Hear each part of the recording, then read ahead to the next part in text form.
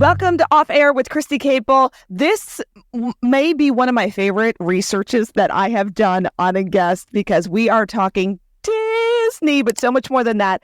Lisa Donato, she is the Castle Runner, but on Instagram, she is the Castle Run. And so she is a great follow. Lisa, thank you so much for being with me today. Thank you for having me. This is so fun because when somebody at work who, you listen to Timmy's podcast that I taped, and he has a Disney podcast as well. He's like, you have to get Lisa on your show. She's fabulous. She's a marathoner. She runs. I'm like, I ran one, so I kind of have something in common, but I think what you do is fabulous. And she has such a great story too. So Lisa, I'll just say one shelved Harvard law degree, and now she lives in Disney's backyard. So that's all I'm going to say. But let's talk about your story so people kind of understand your background. You were very well respected in the law firm. You were in New York City, and now you're living in Disney World. So kind of talk about that big transition. It was you have 2 kids, a husband, and it's like, we're out, right? And we're going to Disney, which is something I think a lot of us would love to say. For sure. It's like, it's kind of a meme of my story. No, I mean, I could probably spend the next 30 minutes just talking about that question, right? But so just to sum it up, so I was like, typical, like gifted girl in the 80s and 90s, right? Like, so you kind of grow up with like this externalized definition of success and just keep conquering the next thing and the next thing and the next thing. And so I went to grade school, then I did my undergrad at Columbia, then I went on to Harvard Law, got like the big law, corporate law firm job that you're supposed to get afterwards in Manhattan. You're not supposed to get, right? But yeah, I was doing mergers and acquisitions with a big firm in New York, and then I was doing similar work outside DC, closer to where I grew up. And it's like this disconnect because like there might be like a skill set, right, that you're really, really good at, and so you just sort of keep going along that path, but like you can be climbing the ladder as fast and as well as possible. But like if the ladder's leaning up against the wrong wall, then to what end? Right. That's a great point. Yeah. So I was doing this big law job, like 1,000 miles ahead. At that point I was married. I had 2 children. And then story takes a sad turn. My dad was diagnosed with leukemia shortly after my second son was born. And just like out of the need to like deal with what I was processing, I started running. I've always wanted to help, but I was never a runner. Like I always did all the things you're supposed to do. Like you meditate, you eat healthy, you drink water, you try to get as much sleep as you can. It's like all the tools that you have in your tool chest to deal with life, like in the midst of everything else that you're supposed to be doing. And I think I was like sitting down to meditate one day or kind of try to clear my head in the midst of the babies and the job and my dad being sick and everything else. And my body was like, no, we're not sitting still right now. So I just sort of started running like out of like a need to like process my mind, like all the thoughts I was dealing with, like in a safer space. We did sadly lose my father after about a year, and I kept distance running. And I think through the distance running, like your mind starts to feel safe to like tiptoe into places that didn't feel necessarily safe to tiptoe into before, and like other parts of your life that are not in alignment with what you're supposed to be doing. And so long story short, we did end up getting me out of law, which is obviously a big story in itself, but I basically realized through the distance running, through sort of trying to get more in touch with like what I'm supposed to be doing in this short life that we have. And I walked away from big law, sort of not knowing what was next. Like my husband used to say to me, like, if you could do anything, what would you do? Like if we can get you out and like get you into something else. And my answer to that question honestly just became like, I just need like 6 months. It ended up being more like 10 years, but I just did like I was like, I just need like 6 months to like detox from like what my mental association with work is at this point, and like start to reconnect with whatever it is that I'm supposed to be doing, because it's not this. You're right. And like, if you're in big law and you're happy with your life, more power to you. Like, I think that would have been like delightful because it's a great lucrative profession. Like, it's challenging, it's all the things, but it wasn't where I was supposed to be. Right. You say you felt unhappy and unfulfilled. And I think even if you're in law or whatever career that you're in, I feel like people deal with that on a daily basis, but they don't know how to get out of it. And so they stay. Yeah. And I say to people, like, we haven't really gotten to the move to Disney part. I mean, that's sort of like the tail end silliness, right? But I always say to people, like, if you're trying to figure out what you're supposed to be doing and like getting out of getting yourself unstuck, I think there's like two things that you really need in your life. You need something to sort of occupy yourself while your mind feels free to wander, whether it's running for me or knitting or pottery or gardening. Like, you need something that allows your mind to wander. And then you need like 15 minutes a day to give to a skill set that you wish you could be. Right. What I've said. So, and you have a lot of skill sets. And so you kind of found, yes, you kind of found those things as you transitioned out of something into something else. Yeah. So I walked away from law, literally like sat down at one point, and one of my best friends was like, just put a date on the calendar, Lisa, like put a date on the calendar. It could be 2 weeks from today or 2 years from today, but like you need to get a timeline in place to get yourself to move on, and then spend that time, not just like financially and then all the other things, like getting yourself prepared for that change, but also like emotionally and psychologically getting ready for that move. Because like, as much as I wasn't happy in law, it was such a huge part of my identity. Right. And so just the mental leap from like Harvard, corporate lawyer, which sounds great on paper, it's not the happiest life, but it was my life. It was a big part of my identity. It was where a lot of my self-worth maybe came from at that point, because I was sort of an achiever mindset. You had 2 kids though at that point in time, or after you moved to Disney? You did. So that's you taking kids out of something maybe that they were familiar with too. And so that's hard when you have a family. And I think a lot of people think like that too. Like, now I got a family, now I have to provide for them. So what are we doing? Are we going to take this huge leap of faith? Yeah. I mean, the kids were young at that point. I have 2 boys. Now I can't believe I'm saying this, but now they're 11 and 14. Oh my gosh. At the time, they were more like 4 and 6. And that was a part of it too. I mean, I think I felt like if we're going to make a move like that, I mean, you can do it at any time, but I think I was aware that it was only going to get harder as the kids got older and sort of more anchored in their school systems and like, more like long-term close local friends and that kind of thing. So I don't know that it was that hard leaving with the kids like at the young age that they were at, because I think we knew like we had to make the move soon. I think leaving my mom was honestly harder, like from a family perspective. I was an only child and we had lost my dad recently. I'm very, very close to my family, and my mom is super, super close to my kids. And I remember like sitting down with my mom at one point, actually we're in the car, and I had just recently left my job and we were sort of fully portable for the first time ever. Yeah. My husband works on the road, so like where we lived didn't matter at that point all of a sudden. And I remember saying to my mom, like, I really am getting real about this moving to Disney daydream. Like, this is becoming a real thing. And I said, but I'm not going to go without you. And she was like, no, like, you're not going to go without me. You're not going to know. You're not going to go not knowing I'm coming eventually. Like, her thing was she didn't want to be just following me down. She wanted to have her own plans and her own reasons. And things have played out differently. It's now been 7-8 years, and she still lives up in Baltimore, and she visits regularly, and everything works itself out. But I think like leaving my mother and like coming to terms with like making my own decision and then giving her permission to make her own decision was the thing that, like, from a family perspective, that I more had to wrap my head around. And once I was sort of at peace with that, the decision became a lot easier. Yeah. And so now fast forward all these years, you're basically we all know where the Magic Kingdom is. You're basically in the backyard of Disney World, something that we all dream about, as you said. Literally, you can hear the fireworks from your house every night. And the water pageant, I heard, you can also hear from your house. I mean, this truly is like you're living in the castle. You might as well just be up there with Cinderella.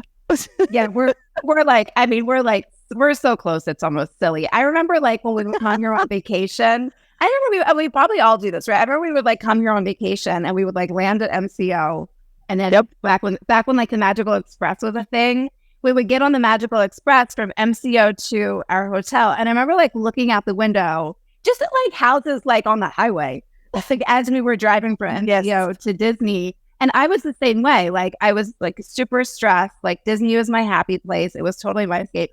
And I remember looking out the window, like on Magical Express, like from MCO to Disney at like houses I could see and being like, these people are so lucky. I know. And now like those are the people that live like, and you're like literally right there. We've done the same thing. I mean, literally my girls and even my son, they're like, oh, we want to move to Disney. Like, you know, every time we go, which is like once a year. And they're like, we can't move here. And I'm like, it's for really special people. Maybe someday, I don't know. But you like literally will go to Epcot for lunch. Yes, that was actually like that's great that you caught that catchphrase. So like I used to talk about like going to Epcot for lunch as like when people would be like, why do you want to live there? I was like, you don't understand. It's not about Mickey Mouse and it's not about like riding. Right. I just want to be able to go to Epcot for lunch. Like I want it to be just such a normal part of my day that I can like wake up and grocery shop and take my kid to the dentist and then hop by Epcot for like a food festival lunch and then leave and get on with my day. So for the rest of us, it's like, we're going to run to Chipotle. You're going to run to Epcot for lunch. It's true. And it really is. I just joke. I'm like, people are like, don't you get tired of it?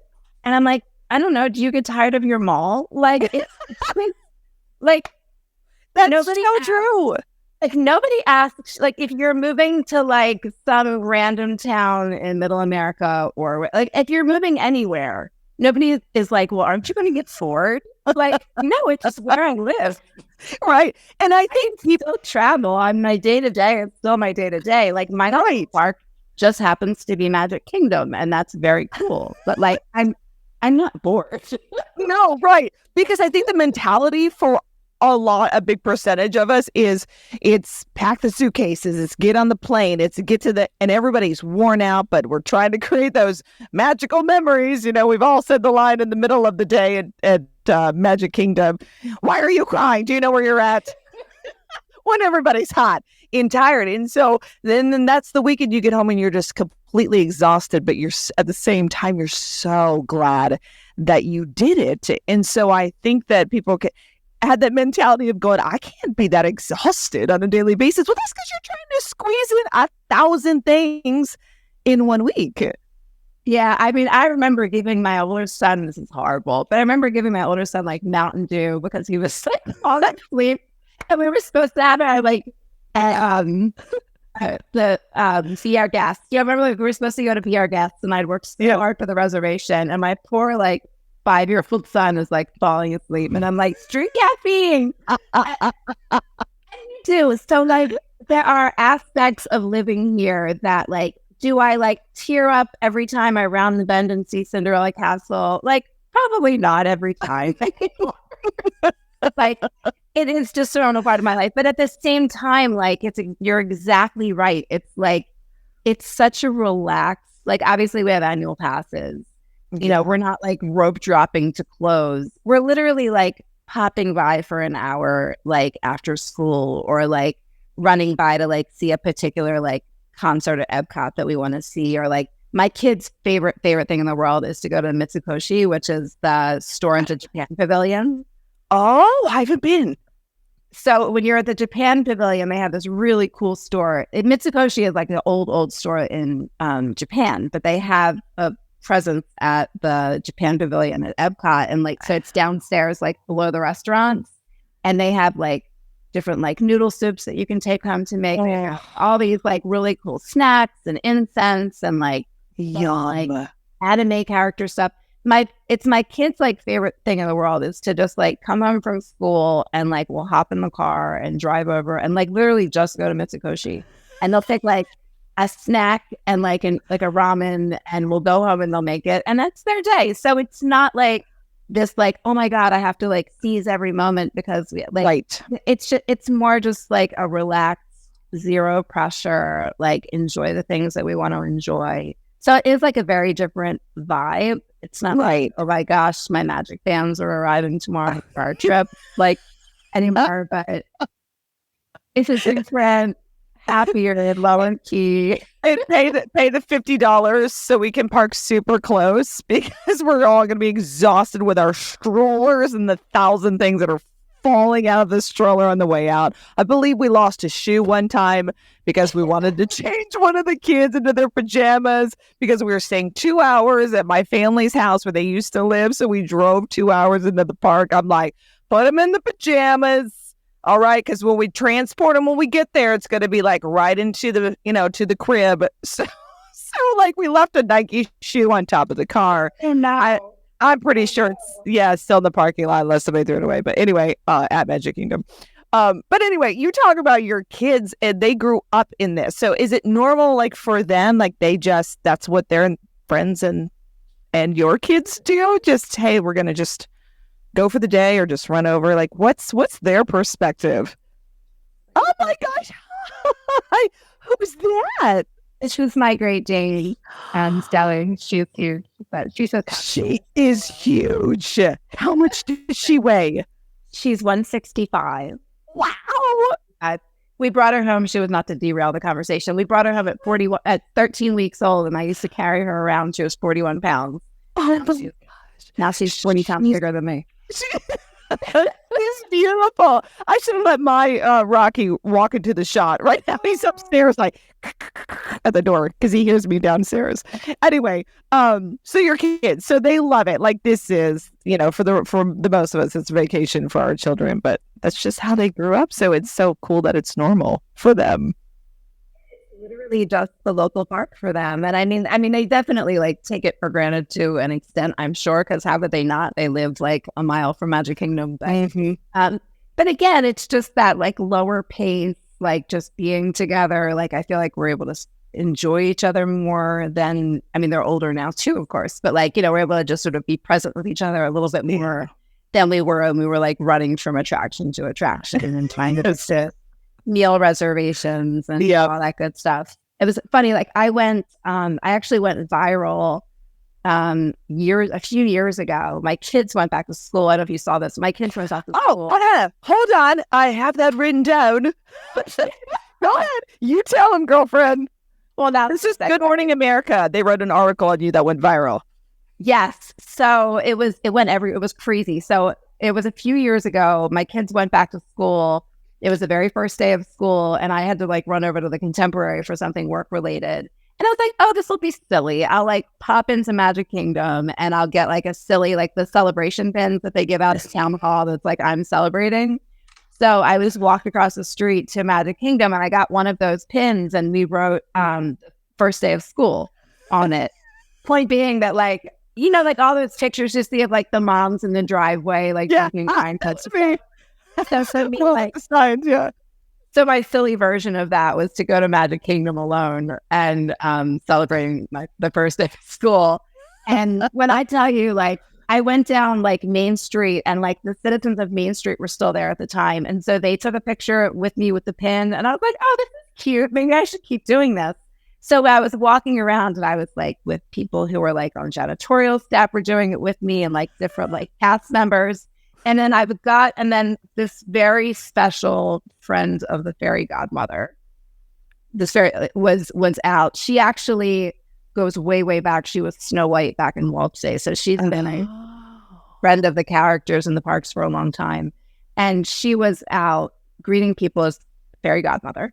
And so I was in line to meet her, this like short little line to meet her. And when I walked up and she saw my pin, she completely got it. Like she read the pin and like our eyes met and like she just looked the most delighted I've ever seen. Like, so she pulls this like pixie dust out of her sleeve and she hands it to me, like a little baggie of pixie dust. And she said, this is for you.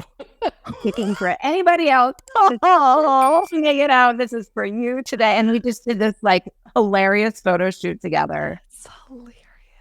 Ran home, like threw the story up on the blog and on my Instagram. And then I had to go somewhere else. I had to go to like for wilderness or something for something else. And before I parked my car, I had a message from Good Morning America asking about the story.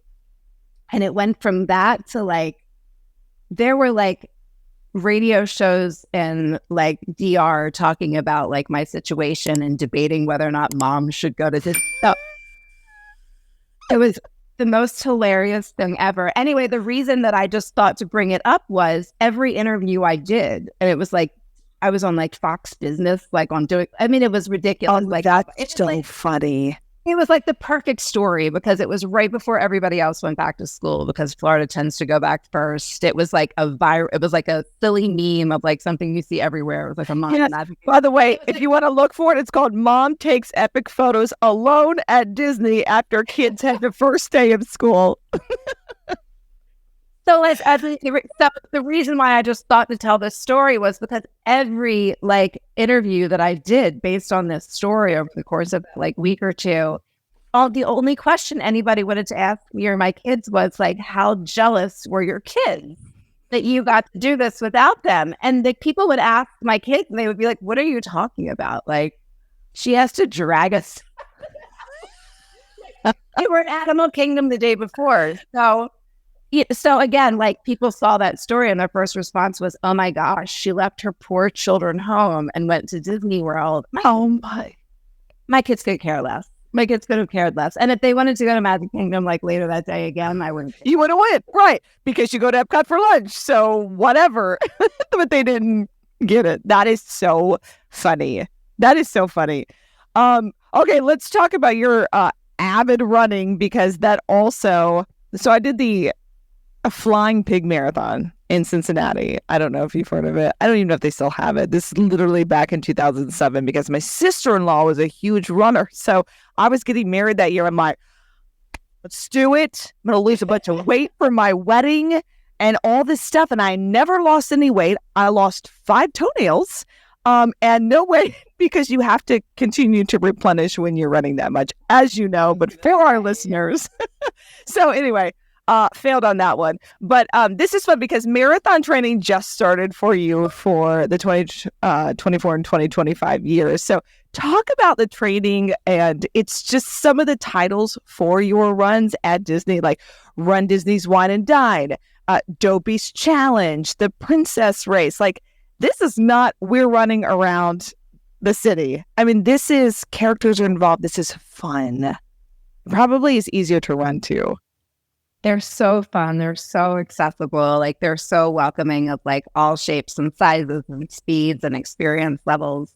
So just to bring it back and tie it all together, like I had said before, sad origin to the story. I started distance running like because some really tough stuff was going on in my life. And I don't think that's strange. I think a lot of people who start, if you're running for 4 hours at a time, you probably have some stuff to work through. Mm-hmm. Agreed. And it does. It gets you out of your head. There's so many wonderful things about it that have nothing to do with like cardiovascular health. And so, like I said, I started distance running like back then, and I just kept doing it because it was serving me so well in like so many other areas of my life. And then, like I said, we lost my dad in February of 2014, and I remember like starting to learn about the Disney races at one point because we had started, like I had sort of fallen back in love with Disney around that time too. Obviously, we moved here. But we kind of did a get the heck out of Dodge trip shortly after my dad passed away down to Disney. And it just like, it hit in all the right ways. It was the perfect place. So we were very much into Disney. And I was at the same time very, very much into running. And then I remember hearing that the Princess Half Marathon in 2016 was February 21st, 2016, which just happened to be the 2-year anniversary of the day my dad had died. Oh, wow. So I was like, you know what? Like, what a cool way to like just show the universe I'm still kicking. Like, I'm able to run this race. I have these 2 babies. Like at the time I was still working in the big law job.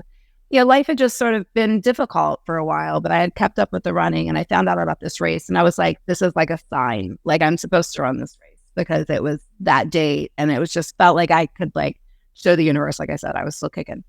So I did that race, and like the rest is basically history. I fell madly in love with the race. I knew nothing else about Run Disney at the time, but I had a great time running that first Princess Half Marathon. And Disney has 4 race weekends over the course of the year. So like you said, they have the first, they've started the Disneyland ones up again, but just focusing on Disney World. There's the Wine and Dine race weekend that's coming up like end of October, beginning of November. And there is the marathon weekend, which is the thing that Dopey Challenge is a part of. That's the one that includes a full marathon. And then there's the Princess Race weekend in February, and then they do like what they call springtime surprise. Now it used to be Star Wars themed in April. Yeah. So I started doing the races, and then once we moved down here, it was like, well, why shouldn't I do all of the races since we live 10 minutes away? So I just done every single race on property since then. The community is so wonderful. I have so many like amazing friends. And the biggest race, like I said, of the year, race weekend of the year is marathon weekend in January. So that's sort of how I run my training calendar. I run so instead of like training for each race weekend, since you can't really do it like that, and I don't need to train like specifically or for a half marathon at this point, my training kind of leads up to the Dopey Challenge in January, which is a 5K on Thursday. It's a 10K on Friday, a half marathon that Saturday, and then after all of that, you do a full marathon on Sunday. Oh my gosh. So it's just like wild, like everybody's delirious by the end. You're also just crazy sleep deprived. And you're sore and yeah, right? You're sleep deprived and dehydrated and sore and like just delirious by the end. So everybody's just like crazy together. But yeah, so that's like sort of what I train for, since that's sort of like the most physically challenging event of the year. And I do an 18-month gosh, bite your tongue. I did an 18-week training schedule for it. So while I try to run year round, just like for my own mental health and all the other, and not over the summer, my technical training season started yesterday. So, oh my gosh, but it's got to help make time go faster. So is the runs in the park? Yes, they are all in the park. Okay. So they're in and between parks, just depending on like how long the runs are. So the 5Ks tend to be like just in Epcot. They do them in Animal Kingdom sometimes too, but they tend to be like around like Epcot, like World Showcase and used to be Future World and like the Boardwalk area. So the 5Ks are usually that. The 10Ks can be like between Epcot and Studios or something like that. And then when you get into the halves and the fulls, they're super cool. So the half marathons, a lot of them do go through Magic Kingdom or the other parks. And then the full marathon is the coolest because you go through all 4 parks, as well as Blizzard Beach. So Blizzard Beach. I love Blizzard Beach. Yeah. So it's so fun. And like there's characters all along the course. Yes. Like there's entertainment. They'll bring in like high school marching bands to perform. And if you've ever seen like the taiko drummers in the Japan Pavilion, they'll have like a huge group of people like drumming on the course. They'll have toward the end of the longer races, they have a gospel choir that will sing. Like, so as you're rounding the corner right before the finish line and exhausted, there's literally like a gospel choir singing. Now, will you stop and take pictures with the characters, or are you trying to make time? For the most part, we'll stop and take pictures with the characters. Yeah. Like I always say, like if you're PRing a Disney race, you're like wasting your money. True. Go PR like your local chill race. Like don't have a Disney course, then like just enjoy yourself, because there's characters all along the course. There's different like things for you to interact with, like with your friends if you're running together. And you do need to kind of pace yourself because there can be lines that build up to the characters over time, and you don't want to like wait in line for 15 minutes and have your legs freeze up. But you can kind of pace it out and prioritize what you want to prioritize. I think a lot of people knew that there were things to sign up for like that. As we said at the beginning of this podcast, it's like fly in, stressful, make the kids happy, feed them, go see all the characters, take pictures. But who knew that this was an option? So is it before the park opens, or is it certain parts of the weekend? So the race weekends, like I was saying, tend to be like 5K, 10K, half, and then the last one has a pool. So like all of the other race weekends are 5K on Friday, 10K on Saturday, half marathon. And this is early morning hours before park hours. Okay. Yeah. So the races start at 5 a.m. So Oh, wow. Up at like 1:30, 2 o'clock because you have to get there. And so you're sleep deprived. And that's what I wake up for work every day. Yeah, you're made for this. If I lived down there by you, we would be best friends. You could get me back into running. I think I could get back into running in Florida for sure. A Disney. Yeah, I mean, there's, and that's what I was saying. Like, it's such a great way to start if you haven't raced before. First of all, if you're a Disney fan, like, it's just such a cool way to see the atmosphere. Yes, you're just like, and the half marathon and especially the full marathon do get on into like the open park time. So like people will start to come into the parks as you're finishing those races. But like to run through Epcot, like with people racing and like entertainment on the course and everything, then like they have the torches going on the worship and like to be able to see the park in that light is such a cool thing. And the 5Ks are totally untimed. So you can walk them, you can run them, like they're accessible to absolutely anybody. And there are pacing requirements for the other races, but they're not too crazy. Well, if you're interested, Lisa's also super helpful because she has guides to these races because she's been doing it for so long. So if you're interested, like you'll put together guides for like what you should have in your race day bag, what to take to the trail, what to look for in the trail rather. And there's just, I don't think a lot of people know, like when you're going into a new area or maybe you haven't done that before, like it's always nice to know like what the route's going to be, right? What am I looking for? This just different stuff. If you've never run a 5K or a marathon, it's like, what do you need that day? I used to call them goop packets. Are you a goop packet girl? I am not a goop packet girl. I'm more of a powdered drink girl. I do what I have to do. Yeah, I do prefer like, some sort of a like gummy or something. So I don't like gagging down the goo. Oh, it was terrible. Yeah. Yes, we do. But with the guards, like I know, like I said, like there's nothing more accessible or welcoming than the Disney race community. And the way that Run Disney sets everything up is so accessible. Like they really hold your hand from start to finish. That being said, like I know it can be super intimidating if you're new to racing, at Disney. It's so many people, it's crazy early hours. I know the transportation can be like overwhelming to people sometimes. So I try to put everything out there that I can to kind of give people a little bit of ease of mind, just to know a little bit more what to expect. Yeah. Lisa's a fabulous writer. If you have to read her articles. I was reading some of them preparing for this, but you talk about training takes the if off your plate. So in the article, you go on to write the discomfort of the run is not objectively worse than the comfort of my couch. Being reminded of the good feeling when you're done running. So talk to the viewers and the listeners on YouTube right now. If maybe this is like a new thing you've been wanting to do, or even just get to the gym, it takes the if off your plate when you're training for something. You have something to look forward to, right? Yeah, so I'm a huge proponent of training schedules. Just like whether it's you make your own or you go online and find, like I use Hal Higdon's training plans. A lot of people love Jeff Galloway. He does like interval training and he's very, very like, he's sort of a pillar in the Run Disney community. He's wonderful and works very closely with people. But whatever like system or plan works for you, like put the runs on your calendar, put the rest days on your calendar, like trust the process. And I love it because like, when I'm just running a lot, but not on a particular schedule, it's like I might sit on the edge of my bed and think like, is today the right day? Do I really have time? Do I really want to do this? Like, would my time be better spent doing blank today? If you know your schedule going in, it's like, all right, Wednesday morning, I know I have a long run. Tuesday night, I'll fuel up. I'll get in bed early. I'll go out. I'll, turn my head off, get it done. And then Friday, I know I have a rest day. So I can like guilt-free not run that day because I know that my recovery that day is the thing in the process that I'm and for me, like,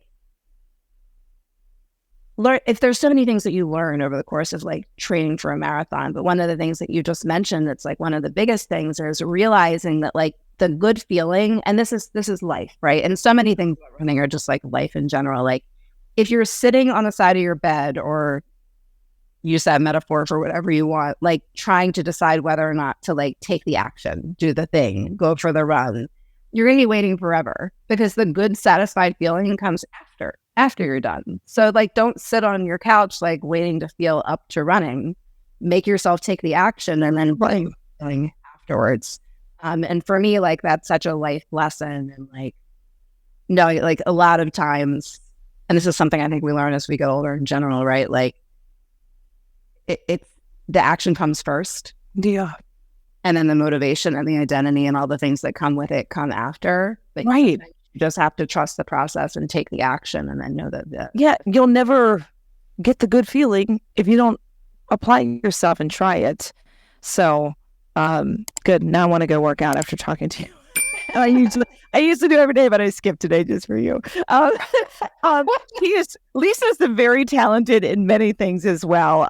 You are a photographer, which is really fun because now I know who to call when we come to Disney World next year. But if you're looking to bring kind of that magic home, she's a photographer. And so if you want to book a consultation or you take photos at the park, like I've seen senior portraits. You do senior portraits? I do. Oh my gosh. I would take my kids just to Disney to just do senior portraits instead of here. It's such a cool place to be able to do them. Like it's such a cool, and like to be able to say like, all right, what's the place that like speaks to your heart here? Like, right. What's your heart resort? Like what park? Like how can we time it? Like go to this place at golden hour or a sunrise at the boardwalk. Yes. It's such a cool place to be able to do it. So yeah, so I do a lot of portrait work. I do local portrait work as well. So if you don't want to be in the parks, you don't have to be in the parks. But there are so many cool places to spend a morning or a sunset doing senior portraits or family portraits. I do like, sometimes people come down and want to do like a pregnancy announcement or something like that. So we have a lot of fun with things like that. And then I also do fine art stuff. And the idea behind that, most of it is at Disney, but it's sort of fine art photography that just happens to be at Disney. So it might be like a lantern at the Japan Pavilion, or this is some of it like the door in Morocco, like a view like that. And it's basically like stuff that you could hang on your wall. And if somebody comes in and they're not like a Disney person, then they're just going to think it's a pretty piece of art on your wall, but you kind of know it's your happy place. Oh, yes. And they are gorgeous. Do you have all that on your website if people want to look at some of your... Yeah. Okay. So I'm in the process of reworking the website right now to bring everything into one place. But thousandcircles.com is the website where my photography sits right now. Okay. And I'll put all that on my social so you guys can check it out. But family pictures, I mean, that's such a great thing. She, again, did I mention she was talented? So my friend Timmy at work, so I told Lisa before we started, I'm going to keep the candle open. So as we're talking, I can just feel like I'm at Disney and in Florida sitting with you and you're home or in the park. But she used to make candles as well that remind you of places at Disney, whether it's like the lobby of a resort or a ride. Like they were called core memory candles. And this particular one was Ocean Flight. And so you're not doing them anymore, but if you see them floating around, you grab them. But where did this idea come from? So years ago, and this is all part of like when I told you we were talking about me leaving law, and I said like my husband used to ask like what I wanted to do like when I grew up, like when I finally knew that, I said I needed kind of time to figure it out. This has all just been part of this like organic process of me just sort of throwing myself into things, learning everything that I can learn, enjoying it for what it's worth, kind of figuring out if it's the long haul for me. So I was literally like, in a Hobby Lobby. Okay, it always starts in a Hobby Lobby. I don't remember why I was there. I was like in the glass section at a Hobby Lobby. And I started chatting with this gentleman next to me. And he's also like waiting for somebody to help because they had like 50% off glass that day or something. So I'm chatting with him and he tells me that he makes candles for a living. And I was like, you should do, and I gave him like a random idea and we split ways. We like took a selfie and said goodbye and parted ways. And all of a sudden I was like, why did I tell him my idea? Right. I didn't have a candle maker in my head. And why did I get complete idea right? I've never thought about candles in my life. So I'm like, all right, if he uses my idea, I'll just take it as a sign and I'll move on. But in the meantime, I started I've always liked making things. Like, well, I went to Harvard Law, like you said, and that's a very sort of academic environment. I've always been in very academic environments. So I've always really, really liked tangible products. Because they were so different from what I was doing. Like when I was at Harvard, I used to crochet and do drawing and others, just because I so valued a tangible product. Mm-hmm. In comparison to my usual academic sort of less tangibly useful so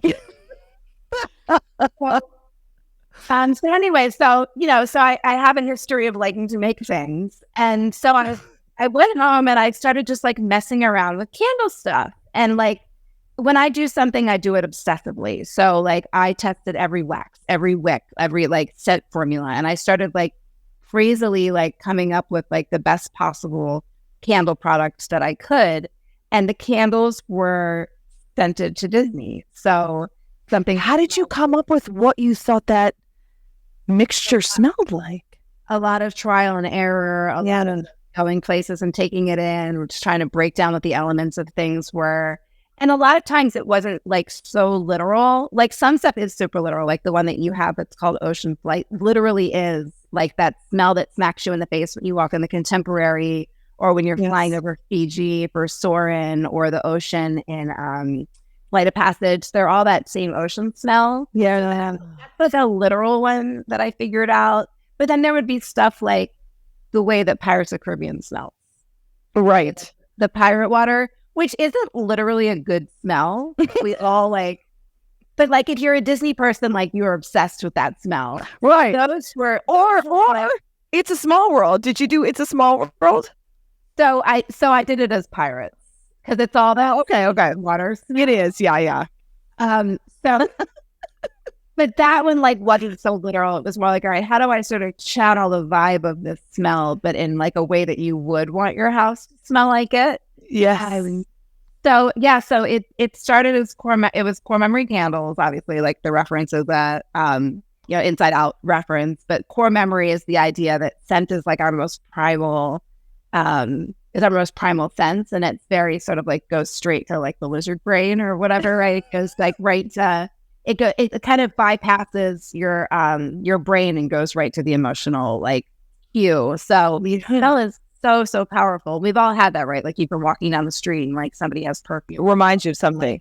Back at your grandmother's house when you were 5 or something, it's powerful. Or the smell of right before it snows, or there's those specific smells that take you back, and you can harness that same thing with something like Disney. And so that was what I was doing. I started making them, and they did very well.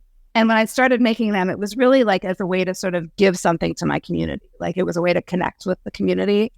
And then the next year, 6 months or so after I had launched the company, is when COVID hit. And all of the sudden, it was, an awful time for so many reasons, but also so many people were having to cancel their vacations. And, the parks were closed, obviously. And everybody was sort of trying to, bring a little magic home. And all of a sudden, this product that I had created, which was already doing well, blew up, because people were trying to bring something home that reminded them of the parks. Yeah. And so for several years, they were incredibly successful. They had such a beautiful following. And it was one of the hardest decisions I've made in a long time. It was last summer. There were some other things going on that made it need to be a priority. It was sort of at a point where it's all right, I'm either going to move forward with this and turn it into something bigger, move it out of my house, help, all the things, or I'm going to kind of end this and move on. And as much as I loved creating the candles and photographing them and writing about them and perfecting them and finding the formulas, and connecting with people over them, right? Because that was sort of the big thing. That was the point. All of a sudden, I was managing this candle company, and it was in lieu of all of the other things. I wasn't having time to write anymore. I wasn't having time to connect with people anymore because I was running this company. And so that's sort of the long story short, or short story long. Well, Yankee has nothing on you. Thank you. So less projects, I did close them. There may be pop-ups in the future, and I would love to find the right person to take them over. I would love to. That would be a great idea. So that person hasn't found his or her way to me yet. I would love to get them back out into the world somehow. But, sometimes you have to disappoint people in a small way in order to serve them in a bigger way. Before I let you go, we all want to know secrets to the park, right? And I feel like you might be the one to ask. So, best spot for fireworks. So as of right now, it's kind of changing. So get it while you can. But over the Liberty Bell, in Rivers of America, which they're redoing. But yes, do it while you can. But if you stand in Liberty Square, Frontierland, on that bridge over the water, looking over the Liberty Bell, there's nobody there. It's so peaceful and quiet, and you can watch all of that. Okay, that's good. Most peaceful place in the park. Magic Kingdom we're talking about. Is there a peaceful place in the park? I feel like this is what I hear. I'm just kidding. No, that's my kid. Yeah, I think it probably depends on the part of the day too. Yeah, it depends on the part of the day and the stuff. Some of the classic rides, I sitting in Carousel Progress, in the air conditioning. Oh yes, watching that. That's some of the most peaceful in the world. The spot I just mentioned is wonderful. And where you can find a rocking chair, just by the lid of it all. No, I tell you what, on a super hot day, we always try and ride It's a Small World. And then I actually, people are like, the song annoys me sometimes, but I find it kind of peaceful because it's air conditioned. The kids are entertained. And sometimes I just kind of nod off. Your favorite spot, do you have a favorite spot in Magic Kingdom? My favorite spot in Magic Kingdom. These are hard questions to answer. My favorite spot in Magic Kingdom is probably just on a bench on Main Street. I know. Me too. Yeah, slide on into Main Street and just grab a seat and maybe a popcorn or something and just watch the people. Yes, that's my favorite spot. We always try at least before, if we have time, or after fireworks every night when we're there, to go shopping. And I always get my Christmas ornament, whatever the new one is for the year, and bring it home. So I love Main Street. We could probably do a whole nother show with you, but you were on Social Media News Live and you're sharing your secrets to success on Instagram. So I know it's a loaded question, but you're a great writer. But I think at this day and age, people are trying to find their way on Instagram and social media and influencers and what have you. And you have seemed to be able to figure out how to brand yourself and be transparent, on Instagram, that people, you have so many followers that people are interested. You may not be maybe an avid runner, but all the other stuff that Lisa's doing with the ties into Disney, because we've been to Disney, or if you haven't been to Disney and you are a runner, or you worked in law, or you're trying to maybe create a new life like Lisa did and just up and leave. And now Lisa's super happy. And how can I do that? There's so many different wonderful elements to you and your life. Maybe a couple things of how people can, on Instagram or even social media, kind of dive into all that. I think there's so many different ways to approach this and go about it. My approach is somewhat anti-niche. So you mentioned, you might not be into running specifically, or even Disney specifically, or you might only share one part of my story or connect with me in one way. But I think in being able to show the entirety of how I work through things and how I come to terms with things. I joke sometimes that you might not like Disney at all. Your dream might be to leave your corporate job and become a potato farmer in Idaho, or live on a beach in Tahiti and paint, or whatever your dream thing is.